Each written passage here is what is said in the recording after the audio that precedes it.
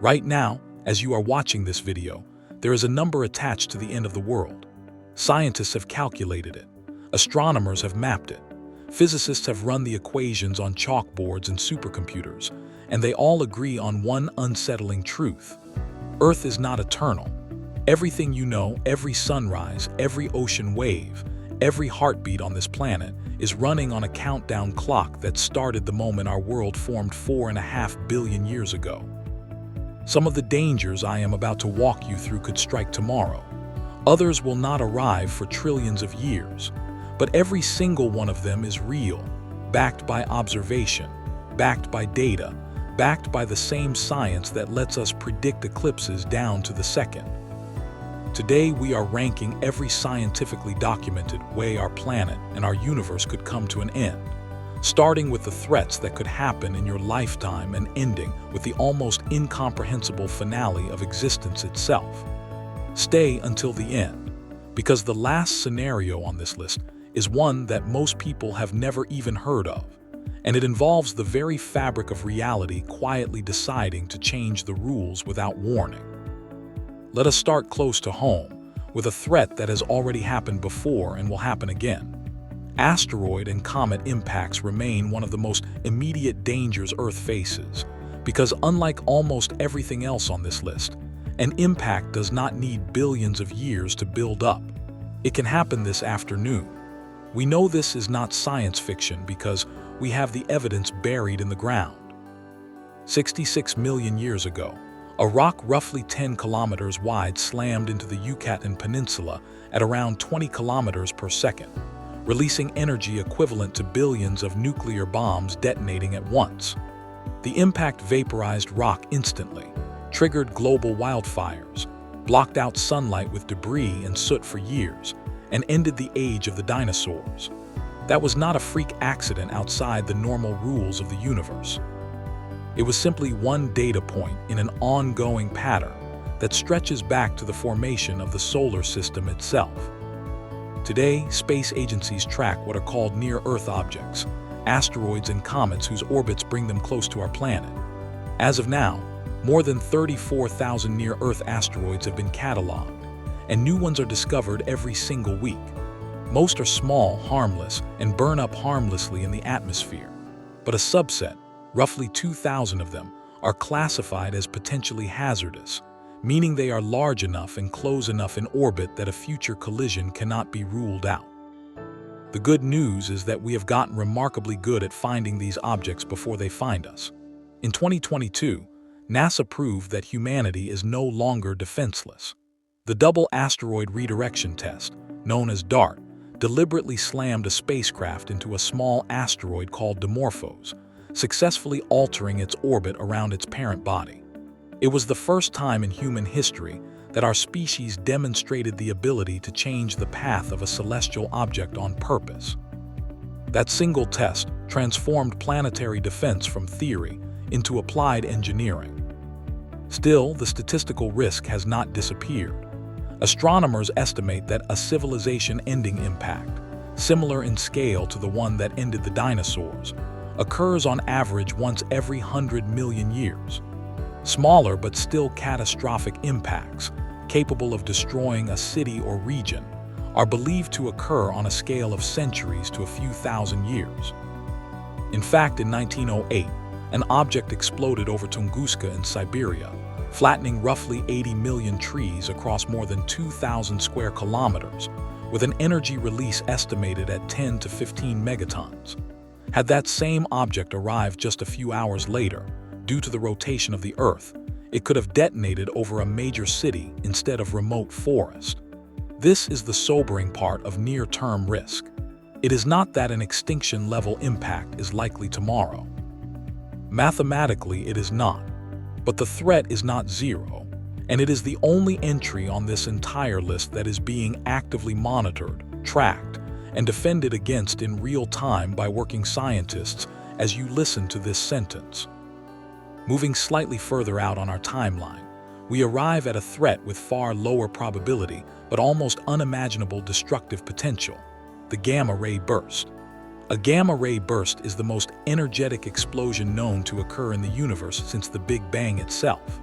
These bursts are typically produced when a massive star collapses into a black hole, or when two extremely dense stellar remnants such as neutron stars collide and merge. In the span of just a few seconds, a gamma-ray burst can release more energy than our sun will produce across its entire 10 billion-year lifetime. That energy travels outward in narrow, focused beams, similar to a lighthouse, rather than spreading evenly in all directions. Here is why this matters for Earth. If a gamma-ray burst occurred within our own galaxy, and critically, if one of its narrow beams happened to be aimed directly at our solar system, the consequences would be catastrophic. The burst would not physically destroy the planet, but the surge of high-energy radiation would tear through our atmosphere, breaking apart nitrogen molecules and triggering a chemical reaction that could destroy a significant portion of the ozone layer within moments. Without that protective shield, ultraviolet radiation from our own sun would flood the surface, devastating plankton at the base of the ocean food chain, and exposing surface life to radiation levels never encountered in the history of complex life. Some researchers have proposed that a gamma-ray burst may have contributed to the Ordovician extinction event, which wiped out a large percentage of marine species roughly 440 million years ago. Though this remains an active area of scientific investigation rather than settled fact.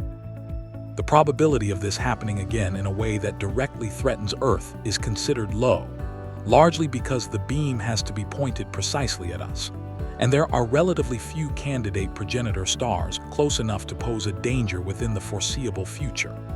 Still, astronomers continue to monitor stars like Wolf-Rayet stars and binary neutron star systems within a few thousand light years, because a gamma-ray burst gives essentially no warning. Unlike an asteroid, which can be tracked years or decades in advance, a gamma-ray burst from a distant star would arrive at the speed of light, meaning the light announcing the danger, and the danger itself arrive at exactly the same moment. Closely related to this threat is the danger posed by a nearby supernova. A supernova is the explosive death of a massive star. And while it does not concentrate its energy into narrow beams the way a gamma-ray burst does, it still releases devastating amounts of radiation and high-energy particles in all directions. Scientists generally consider a supernova dangerous to Earth if it occurs within roughly 25 to 50 light-years of our solar system. Fortunately, no star currently known to be a strong supernova candidate sits within that danger zone.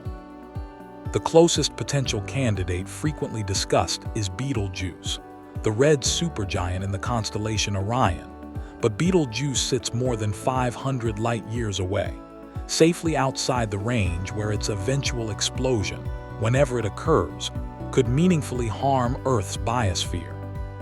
When Betelgeuse does go supernova, and it will, at some point in the next 100,000 years on a cosmic timescale that could mean tomorrow or 100 millennia from now, it will simply become one of the most spectacular naked-eye events in recorded human history, visible even in daylight for weeks, but posing no direct danger to us. Now let us shift our attention away from external, sudden threats and toward the slow, mathematically certain changes happening inside our own star. This next category of danger is not a matter of if. It is a matter of when, and the when is written into the physics of how stars generate energy. Our sun is currently in what astronomers call the main sequence phase, meaning it is steadily fusing hydrogen into helium in its core. This process has powered life on Earth for roughly 4 billion years, and it will continue for billions more. But here is the part most people never learn in school. The sun is not constant. It is slowly, gradually getting brighter every single day, and it has been doing so since it formed. This happens because as hydrogen converts to helium, the core becomes denser, gravity compresses it further, and the fusion rate increases to compensate. The result is a star that grows in luminosity by roughly 10% every billion years or so. That may sound small, but the consequences for a planet like Earth are severe. Climate scientists and astrophysicists estimate that within the next 1 billion years, give or take a few hundred million years depending on the model, the sun's increased output will be enough to trigger a runaway greenhouse effect on Earth. As solar radiation increases, ocean evaporation accelerates, and water vapor itself is a potent greenhouse gas, trapping even more heat. This creates a feedback loop that spirals upward. Ocean temperatures rise until Earth's oceans begin to boil away entirely, a process not unlike what scientists believe already happened to Venus in the ancient past, transforming it from a potentially habitable world into the hellish, lead-melting furnace it is today. Some models suggest this process could begin significantly sooner, within just a few hundred million years, as increasing solar luminosity combined with the natural carbon cycle gradually reduces atmospheric carbon dioxide to levels too low to sustain most plant life, collapsing the food chain from the bottom up long before the oceans physically boil. This is worth sitting with for a moment. Long before our sun does anything dramatic or explosive, it will simply become too bright for Earth to remain habitable. The extinction of complex life on our planet, if humanity has not already relocated elsewhere, is currently projected to arrive not from a cosmic collision, but from the ordinary, predictable aging of an ordinary, well-behaved star. From there, the timeline stretches forward roughly 5 billion years, to the moment our sun exhausts the hydrogen fuel in its core entirely. When that happens, the core will contract under gravity while the outer layers expand dramatically, and our sun will swell into what is known as a red giant. Current models suggest the expanding sun could grow large enough to engulf Mercury and Venus outright. Earth's fate in this scenario has actually been a subject of genuine scientific debate. Some models show Earth being swallowed directly into the expanding outer atmosphere of the sun. Other models account for the fact that the sun will have lost a significant portion of its mass by this point, weakening its gravitational pull and allowing Earth's orbit to drift slightly further outward, potentially allowing our planet to narrowly avoid being consumed. Either way, the outcome for any remaining life is identical. Long before the red giant phase even begins, surface temperatures will have risen so high that Earth will be a scorched, molten, uninhabitable rock, its atmosphere stripped away by solar wind and radiation, regardless of whether the planet itself survives as a physical body. Around this same general era, a separate and entirely unrelated event will be unfolding on a much larger scale. Our Milky Way galaxy is not standing still. It is on a slow-motion collision course with our nearest large galactic neighbor, the Andromeda Galaxy, which is currently approaching us at roughly 110 kilometers per second. Based on precise measurements of Andromeda's trajectory, astronomers project that the two galaxies will begin merging in approximately 4 to 4.5 billion years, meaning this galactic collision and the Sun's red giant transformation will occur within a similar cosmic timeframe.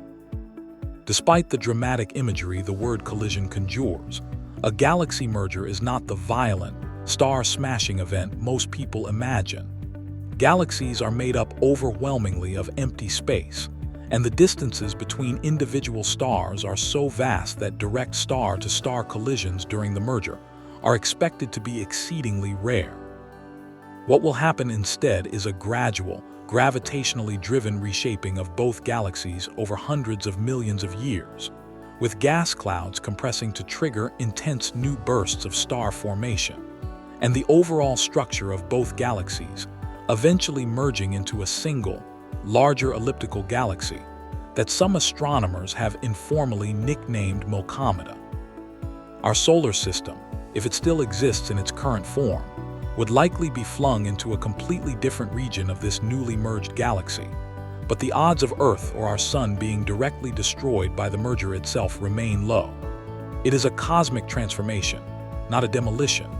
Now we move deeper into the timeline, into territory that stretches so far beyond human comprehension that scientists typically express these numbers in powers of 10, just to keep them manageable. After the death of our Sun, After the Andromeda merger settles into its new form, the universe keeps expanding and it keeps cooling, and eventually it enters what cosmologists call the stelliferous era's end. Star formation across the entire universe depends on hydrogen gas, and that gas is a finite resource.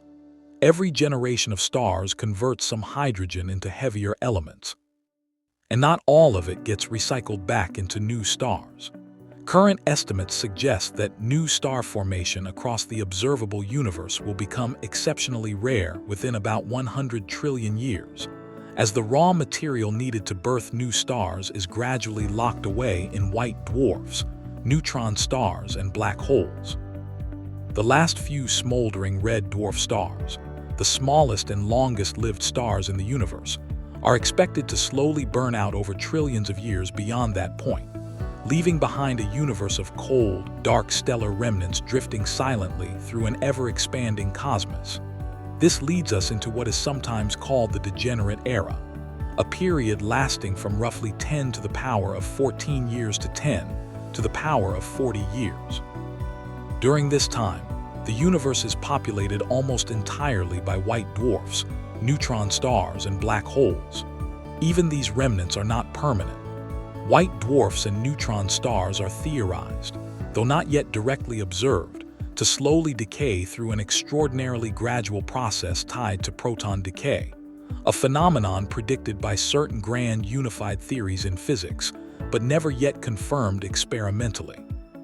If protons do decay, and current experiments have set only lower limits on how rarely this could happen, then over spans of time so long they dwarf the current age of the universe by trillions upon trillions of times over, ordinary matter itself will simply cease to exist, dissolving atom by atom into radiation and lighter particles.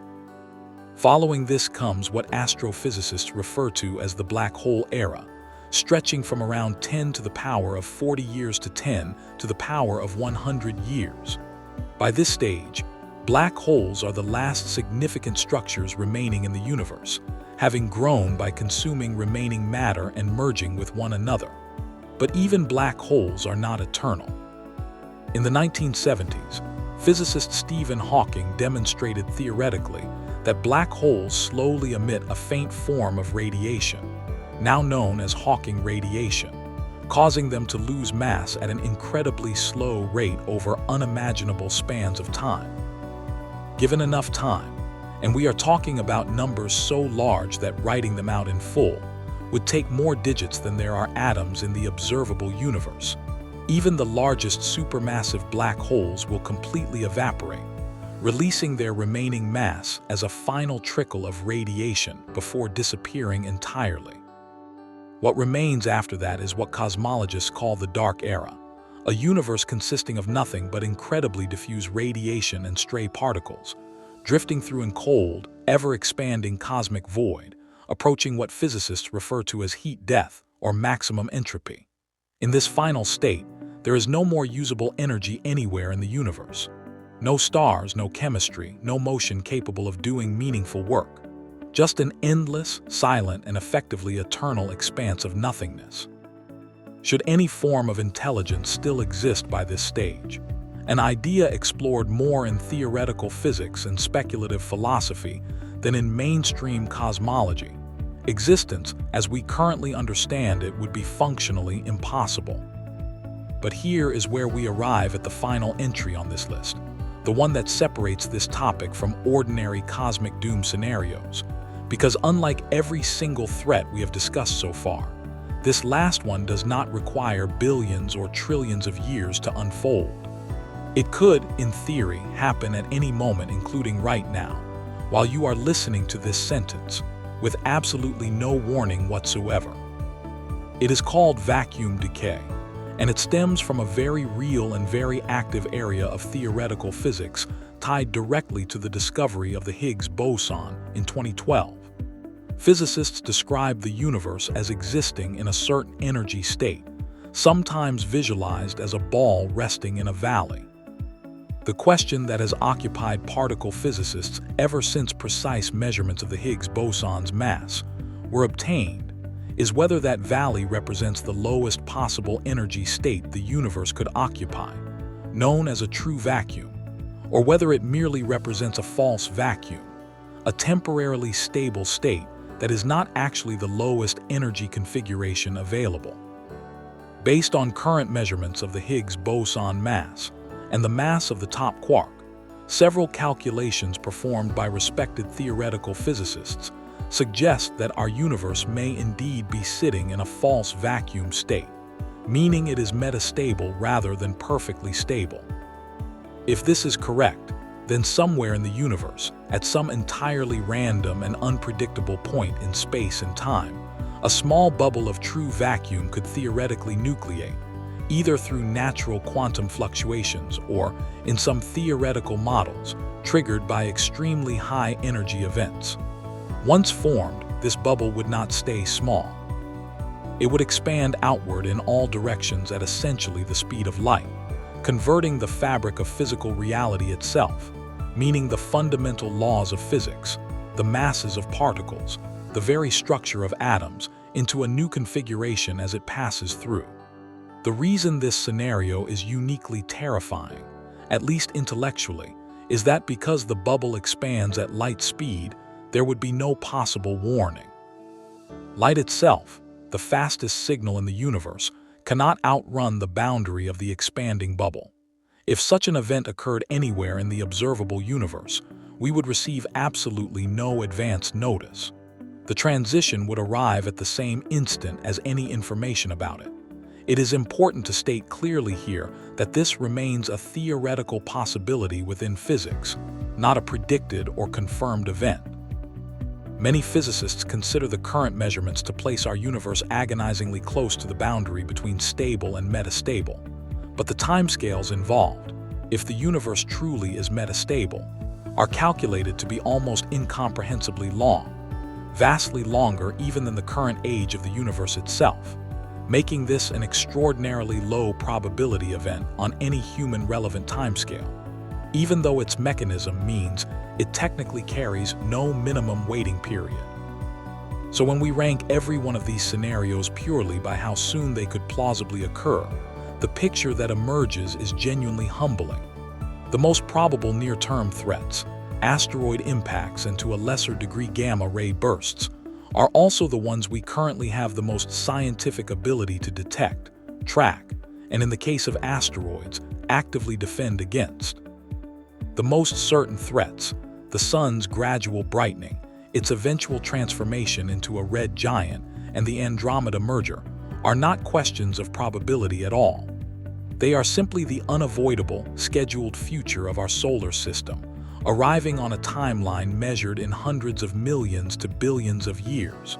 And the deepest future threats, the slow fatting of star formation, the evaporation of black holes, and the eventual heat death of the universe itself, represent not an ending so much as a return to the same cold, quiet uniformity that may have existed before anything began at all.